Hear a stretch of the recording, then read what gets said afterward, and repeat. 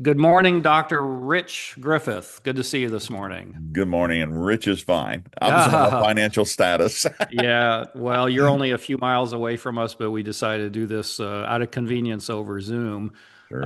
So we're going to be talking. I've interviewed you several times on various topics, and so I'd encourage people to go back and listen to just type your name in my website and find your other podcasts. But we're continuing the conversation today on reimagining church family, and you contributed to that and brought in something that is a passion and kind of a specialty, and that's adoption and fostering. And I was when I was looking over this again this morning, I thought, of course, this should be central in the whole idea of church because adoption is what the gospel is all about, you know. So we're going to be talking about the importance of fostering and adopting related to church Mhm. as family. But remind us again, just briefly, who you are, what you do. Beside causing havoc. Yeah, well, we'll Yeah. we'll have to investigate that one. No, so I am a part-time pastor at a local church. But for the past 10 years, I've been a full-time professor at Sequoia Falls College, where I pretty much focus on youth and family ministry and intergenerational ministry. Do a lot of conference speaking, work with groups like D6 Family Ministry, which part of Random House, they published this book. And I serve on the Association of Youth Ministry Educators board, and I serve on the board of Refocus Ministry. And more importantly, I'm a dad to three sons, Hmm. adopted out of the system as a single dad. And so hence this passion and where this came from. So yeah, I'm sure you probably got some background already from the other authors, and JJ and I co-edited and then contributed to the Yeah, book yeah, for this book. So yeah, it's been good and dealing with. I tell you, the Mitch, the catalyst for me was not only my kids coming out of hard backgrounds and at risk, but we see more Christian kids from Christian homes coming to a Christian college and still experiencing trauma. yeah, And I really do feel like the church is the answer to that. yeah, yeah. Uh, You know, I just realized, I mean, I knew this before, but just thought of mentioning it here that I mentor a young pastor who graduated from the college a few mhm, years ago who went through the whole foster system, and he's mhm, now a youth pastor and heading into, other wow, opportunities in ministry soon. wow.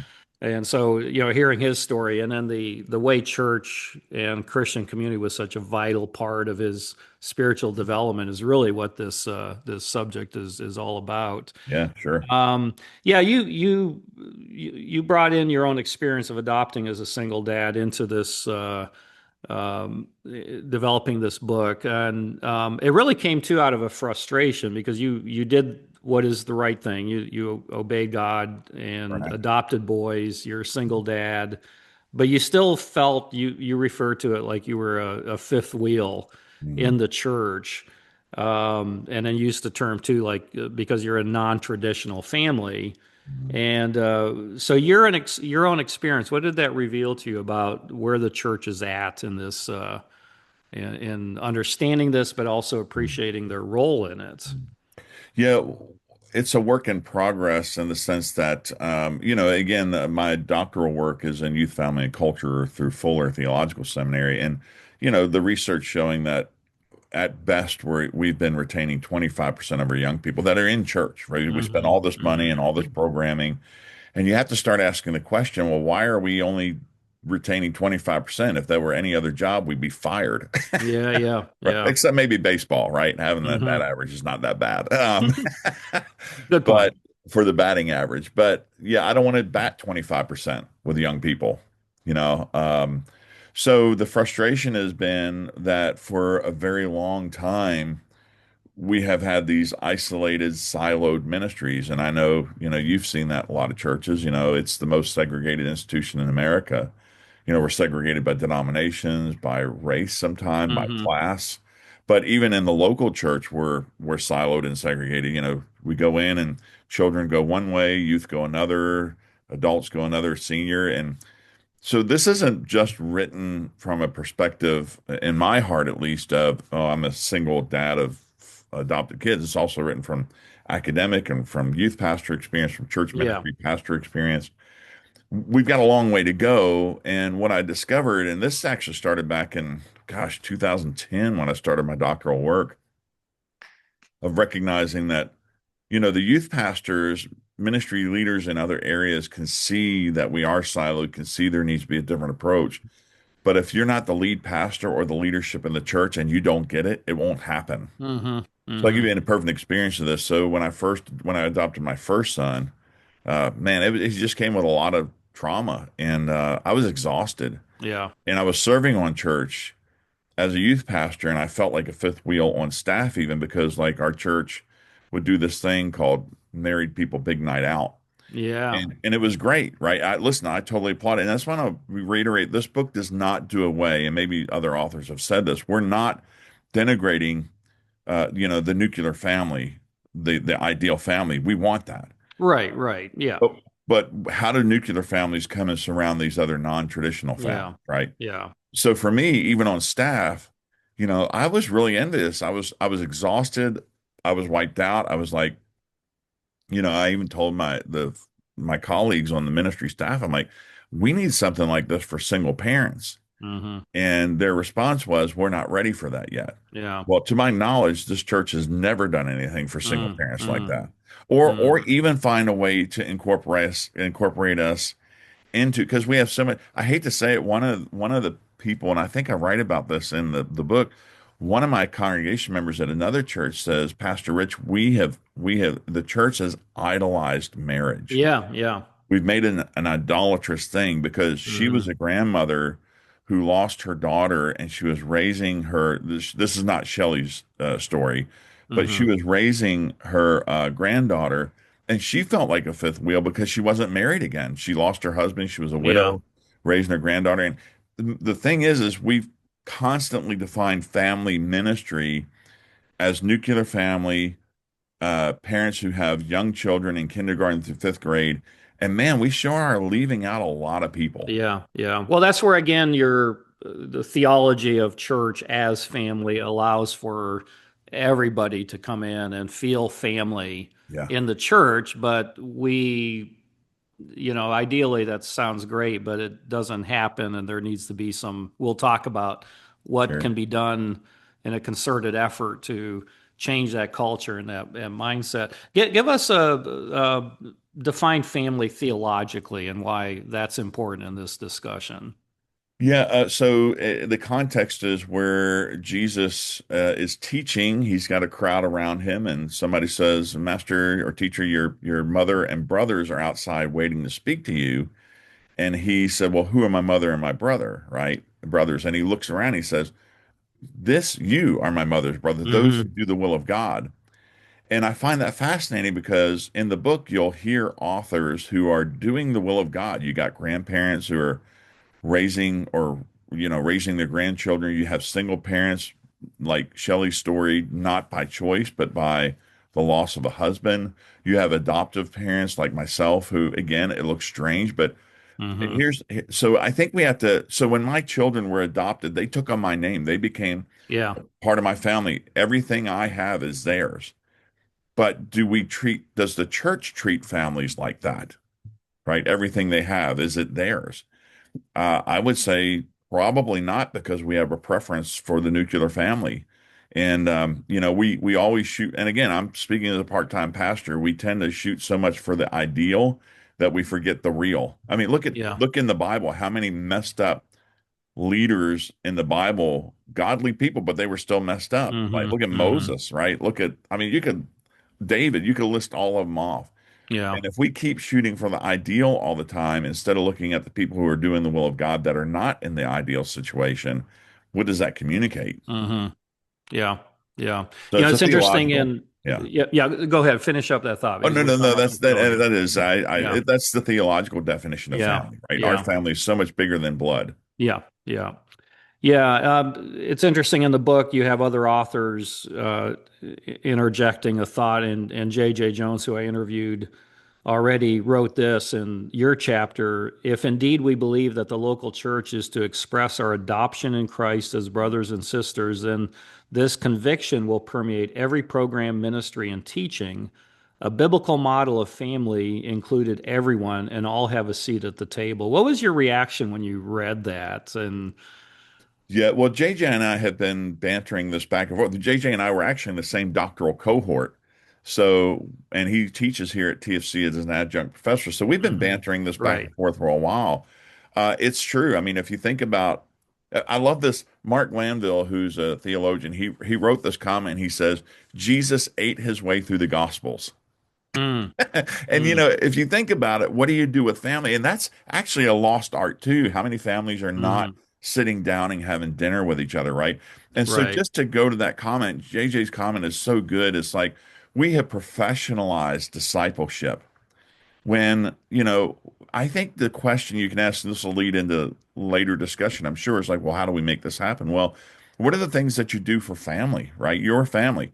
You Hmm. eat together, right? You have conversation. You maybe go on mission experiences together, right? You worship together. You disciple together. You talk about God together. These are all things that if we can simplify discipleship, what it actually does is it actually grows the ministry of the church Hmm. by helping parents and grandparents know how to disciple their own children by being a part of a church that gets it and Yeah. incorporates them in their larger family. So simple things the church can do is like, why not just have meals together, Hmm. right? Go back to some basic things. Don't make it Yeah. like all the time just a special potluck. Yeah. Yeah. It's not, the theology leads to practical, action. I think it was JJ that said the church is a verb. Right. It Yeah. was interesting. I think I'm referring to our new church plant, part of almost every podcast, but we had a picnic after church a couple weeks Mhm. ago, and the pastor encouraged us to bring extra for the college students who are kitchenless, and that's an example of even saying that, as simple as it is, makes them feel welcome. And Yeah. we have 10, 15, 20 college students coming to it, and I think it's Mm. something little like that makes them feel as though, hey, this is family. Yeah. Yeah, I guess you've covered this already. If there's anything you want to add to it, that you wanted to quit a few times as a pastor, Yeah. and some of that was related to the behavior of one of your boys. What kept Well, you going, and what did the church do yeah. that helped you feel like, man, this is my family. This community is my family. Yeah, actually, it's not necessarily I wanted to quit. It was I was afraid I was going to be fired. I got you. Okay. Okay. And the reason being is I'm a single dad, and my first son came with a lot of trauma, and I got called to the school with great frequency, right? Yeah. I thought I was going to Yeah. get fired because of that, You right? developed a personal relationship with a principal, right? Yeah, Hmm. when the principal has your phone number on speed dial, that's an issue, right? It's a joke too, Hmm. but it's an issue, right? That's funny. But I did feel like, and so there were some churches that treated it better, and some churches that didn't Mm. treat it or respond to it better. So in my first book, which we talked about Voices, Miss Harriet has been a church family member to me, like and to Jamie, my youngest. Hmm. So here's what I want to say about, especially when it comes to adopted, and you've probably experienced this too. Like churches do a really good job of talking initially about Hmm. fostering and adopting. But what happens when those foster parents bring their child into the children's program or the youth program, and that child starts to act out on their trauma? And Yeah. now all of a sudden it's like, well, you can't be bringing your child in here. Hmm. Hmm.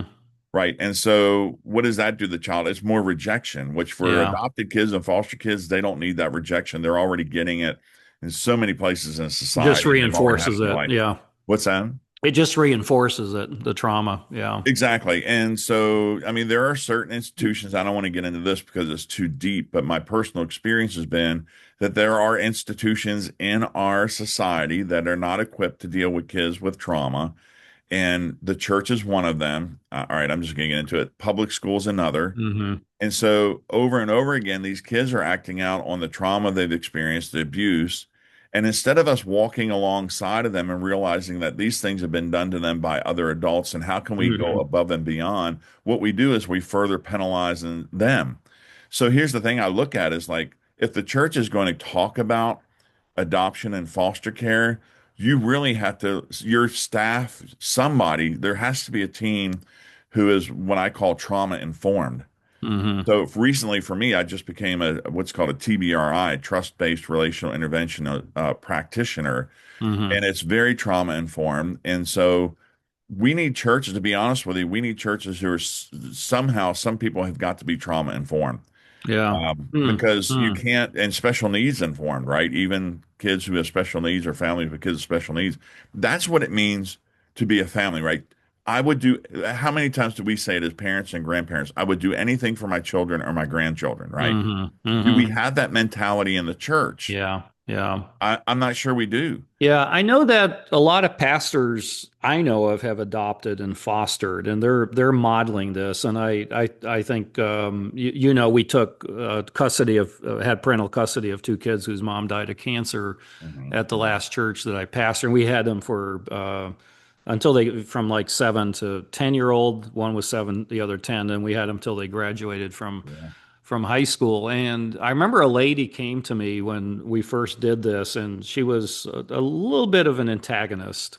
Mhm. But her comment was rich. She said, by doing this, you are really practicing what you preach. Yeah. Yeah. And the point in bringing that up is maybe one of the things pastors can do is to teach and preach about this, and then affirm those who are doing it within the congregation.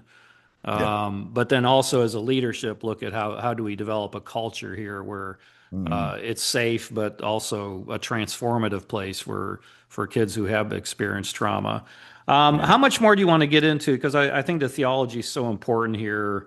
Yeah. Romans 5:8 talks about adoption, and you write that believers are called to emulate the action of adoption by bringing others into the family of God. Yeah. What are you saying there? Expand on that. Yeah, I think no matter what the circumstances are, I mean, if someone comes to Christ and they're trying to grow in their relationship with Christ, I mean, we got to look beyond their circumstances of their life. Let's face it. So I'm going to be very honest here. Hmm. One of the reasons I fought the call to adopt for 4 years, and again, I know in my mind, people look at it and go, "This is a single guy's youth pastor Hmm. adopting kids. That looks kind of weird, right?" Yeah. But we make judgments about people and we don't know their heart. And Yeah. this is the problem with the church that is so program driven rather than theologically driven, Hmm. because it's the reason we do programs, it's easier to measure. But when we come to Mm. actually relationships and people, it's not so easy to measure. And so the problem is we have biases in our minds. So what about single moms, right? They come into the church.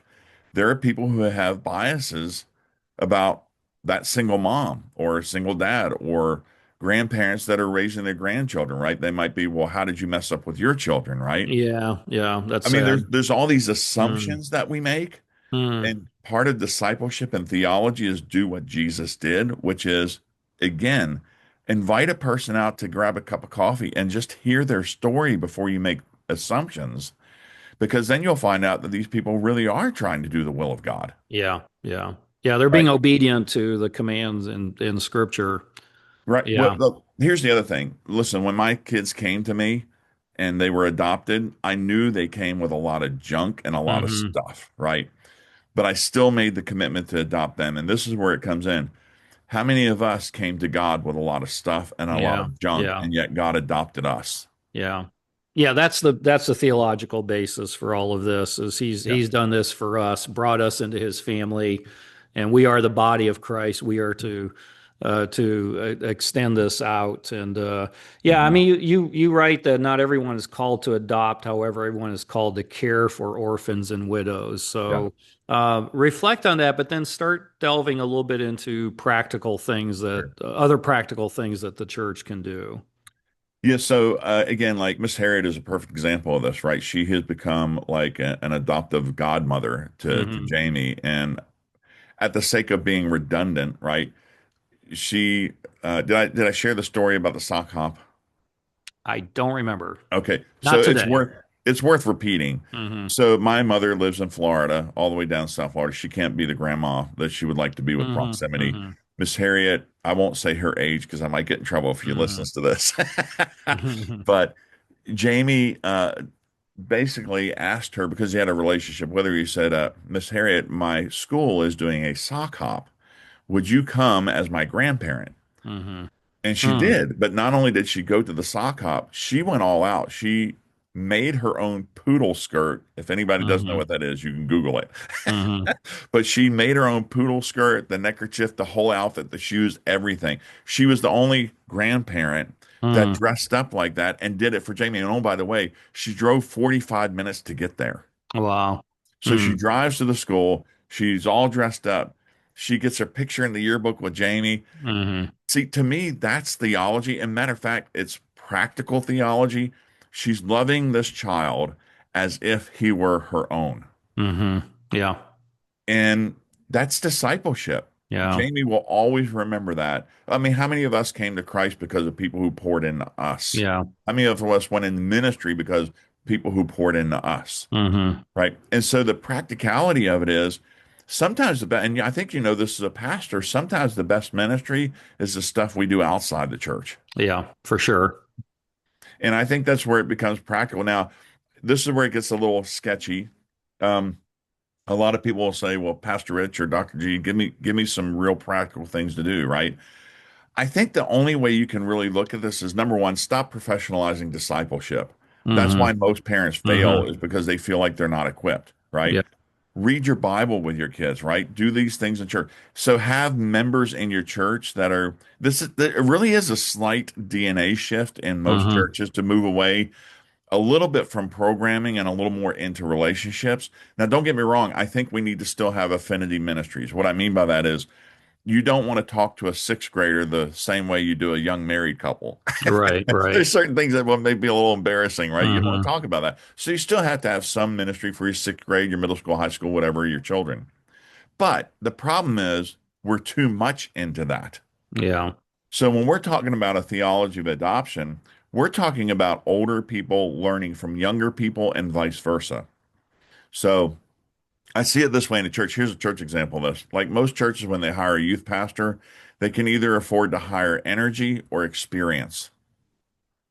But the problem is there's good and bad. I would Mm-hmm. not make a great youth pastor now, right now, if I were the youth pastor with the energy and innovation, right? Sure, sure.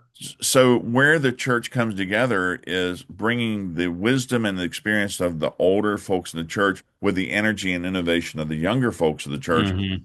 But the only way to do that is we've got to intentionally plan more things together. So I will give you a couple practical things, for instance.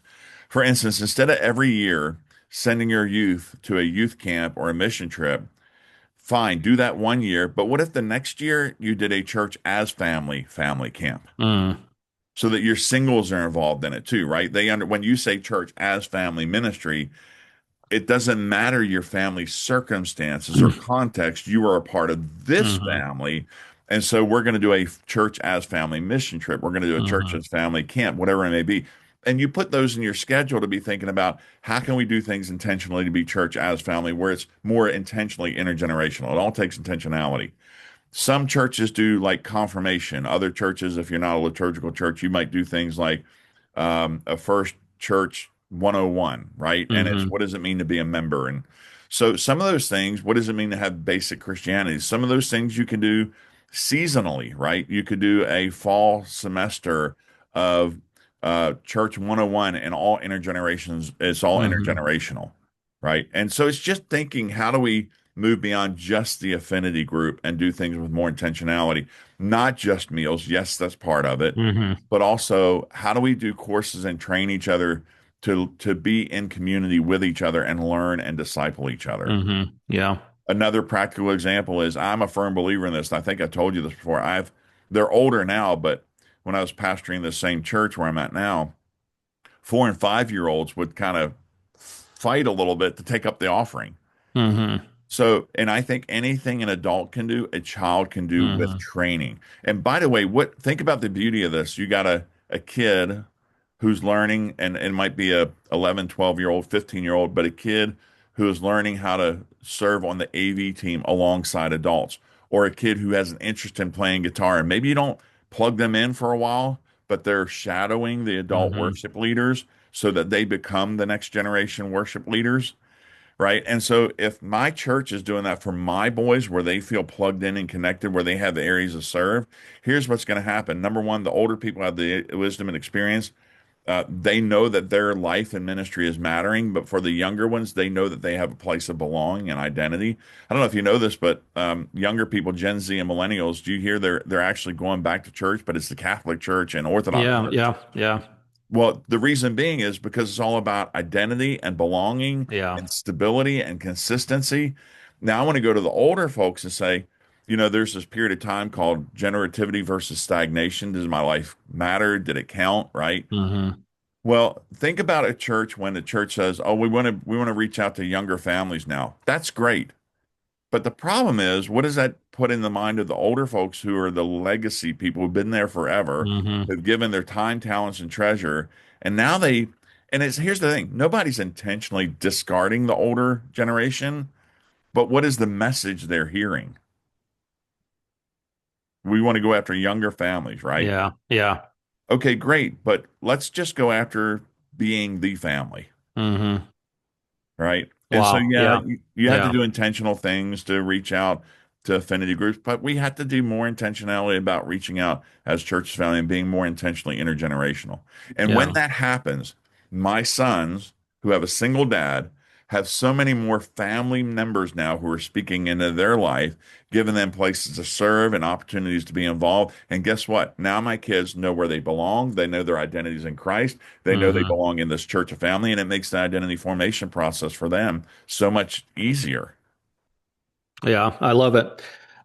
Yeah, it'd be great for pastors. Maybe this is something to encourage pastors to do. I believe every church has families who've adopted and Yeah. are fostering. And so, what would you encourage the pastor to do? I mean, obviously, get to know them, Mhm. or Yeah. look at the landscape and say, "Is this happening here?" Recognize it, but what else could they do to uh, Yeah. for them personally to maybe change their way of thinking towards people that are non-traditional? Yeah, I think to think beyond just the initial, hey, we're encouraging families to be foster parents and adopt and say, okay, what does that mean long term? Yeah, What does that mean in our church for like the families that do it? How do we support them? Do we give yeah. them respite nights? How Right? do we contribute to what they are doing? Yeah, Exactly. So again, yeah. that's back to your point where you read off. Not every family is called to adopt, but we Hmm. are called to care for those who do adopt and care for the orphans Right. and widows, right? So I think that's the thing is just saying, well, how do we, if we're gonna really pursue adoption and foster care, how do we equip these families to do, Hmm. how do we give them times to do retreats together? How do we do respite care? How do we occasionally just provide a meal? Listen, I don't care if you're a single parent or two parents and you're adopting. You talk to any parents who have gone and adopted and have kids with trauma, they are exhausted Hmm. because just dealing with it. Think about this. Think about last time you had a conflict with somebody, and it was sort of a pretty big conflict, right? How emotionally exhausted did you feel? Yeah. Now do that every single day. Right. Right. Yeah. Wow. So we Yeah. need we need foster parents need somebody, even if it's just to walk alongside them and say, Hmm. "What do you need? Yeah. We understand Yeah. it's tough. How can I pray for you? Hey, we're going to provide a meal for you this week." Yeah, and I think it's great when we affirm them as well and thank them for what we had people do that with us, just thank you for doing this. And Yeah, because I mean it was 9 tough years, yeah. Oh yeah. hardest years of our lives as a family. I can tell you that. I said, listen, I love my sons. I don't know if they ever see this, but I've seen great progress with them. But Yeah, in the thick of it, in the battle with it, day in and day out, it's the hardest thing I've ever done in my life. And you know yeah, me personally, I've done some hard things in my life. yeah, And yeah, I listen, I would not change a thing yeah. Same. Yeah, other than I wish there were churches who really got it, right? yeah. So Shelley writes about this a little bit in her chat about single Hmm. parents, which I think it still fits is, do you see me? Do I belong? Can I contribute? It's all the Yeah, questions that's Shelley for asks. everybody. Yeah, It's for everybody, yeah. right? Do you see me, right?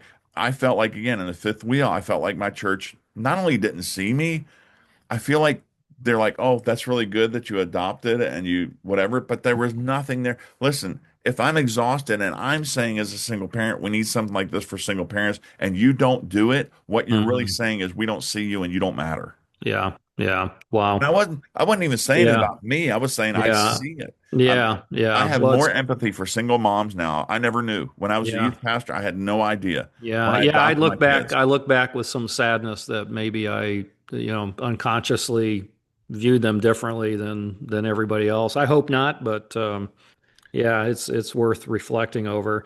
Anything you feel we've missed in this conversation you feel would be important to stress? No, I feel like I talk too much, but No, well, it's hey, well, you're the one being interviewed, so yeah. that was Well, expected. here's the sense of urgency this book really is birthed out of. It's not just a youth ministry perspective. It's not a nuclear. It's not a single parent. It's not a grandparent. The perspective of reimagining church as family is the reason the church has been declining and the reason young people are going to Catholic or Orthodox churches is because we have not done well Mm, in relationships, equipping people to disciple and give them a sense of belonging. yeah, And I'm like, because we've been so focused on look, I'm a pastor. I did it for years. I'm sure, throwing the sure. stone here, right? Hmm. But we've got to change it. We've got to change it, or we're Yeah, not doing what yeah, Jesus we're called us missing to do. out. Yeah, yeah. I always like to end by asking if roles are reversed, and you were asking me a question on this. What would you ask? I don't know if you had time to come up with something or. Yeah, I think what I would ask is your new church plant, right? Hmm. Hmm. And you're involved in that, and thank you for doing that, by the way. What would you say, hearing from the authors you've heard so far, Hmm. and this concept of reimagining church as family? Hmm. What would you press into your leadership team at Yeah, the new that's church? yeah. I would say first of all, get to know your congregation and identify those that have done this. And right now, I don't know of any that do. I'm sure there are because we've got a lot of young families. Mhm. Um, and if there are, then let's talk about how we can Mhm. uh, take this theology of adoption and also and I think what we're doing well is this idea that your own personal growth, sanctification, also your family, that this church is vital to that. Yeah, yeah. And Yes. so, any scenario, adoption, fostering, single, this church, this community is going to be significant in your walk with the Lord, in accountability, in encouragement, even in discipline.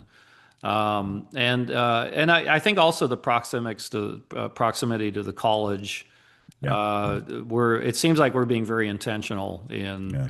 in that category there. So, well, Rich, thank you So so much. if I Yeah, can go leave ahead. one parting comment, Sure, it would be please. this. Let's think outside of the box, especially when it comes to Sunday morning. Hmm. So, for instance, what if we didn't have a worship service every week that looked like worship? What if we did a brunch and we did a Hmm. homily and we sat together around the table and we said, let's share our stories? Yeah, yeah, yeah. I love that. I Mm, love that.